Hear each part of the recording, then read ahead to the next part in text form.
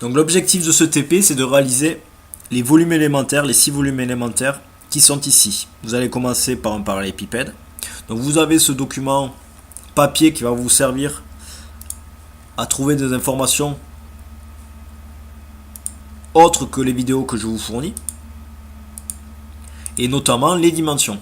Donc première étape, vous allez sur SolidWorks et vous allez faire fichier nouveau car vous voulez réaliser une pièce. Vous avez une feuille blanche. L'objectif, c'est de d'abord dessiner en 2 dimensions.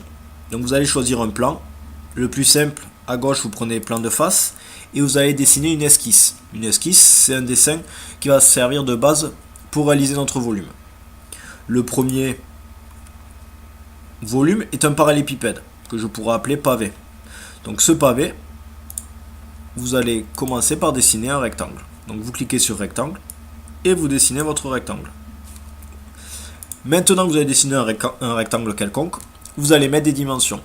Une largeur, donc vous allez cliquer sur cotation intelligente, vous cliquez sur la largeur et vous lui mettez la largeur de 70. C'est les dimensions que j'ai mis sur le document.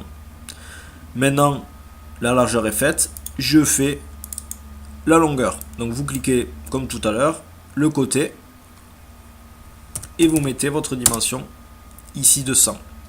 Vous avez votre rectangle qui est réalisé.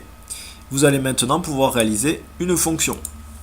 2 types de fonctions, soit je fais tourner autour d'un axe, soit j'étire. Ici on veut faire un parallélépipède, donc c'est basse, bossage, extrudé. Cette fonction permet d'étirer votre volume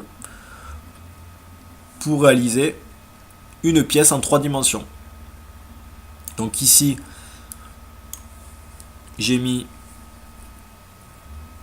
70 de dimension sur vos documents. Donc c'est ici que je change la dimension, 70, et je valide. Vous avez votre premier volume sur SolidWorks qui est réalisé. Pensez à enregistrer vos documents. Donc fichier enregistrer.